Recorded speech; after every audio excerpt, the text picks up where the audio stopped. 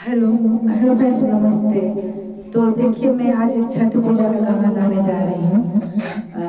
देखिए कैसा लग रहा है, साउंड भोजपुरी। तो देखिए कैसा लग रहा है। छठ पूजा का पहला गाना है।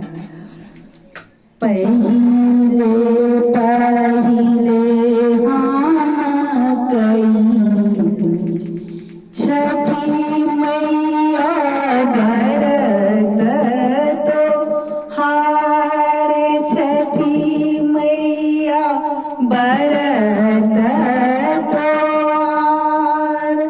करी क्षमा छठी मैया, भूल चूक गलती हमार।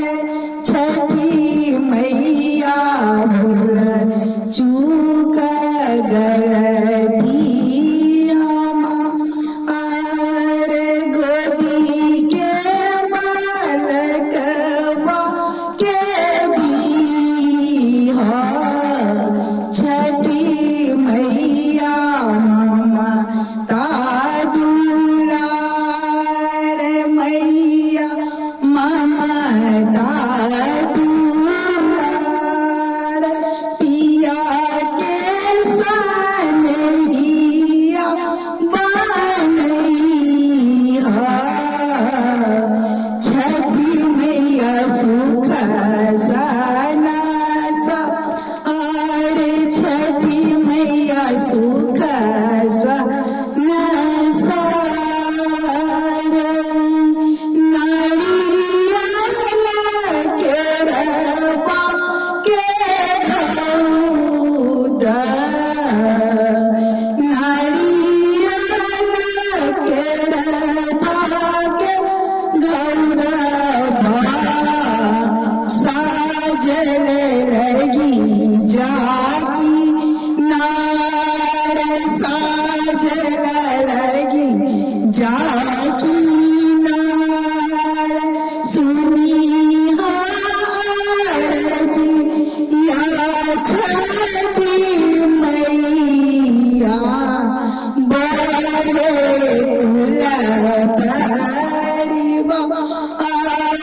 बड़े कुल परिवार, घाट सजौली मनोहर।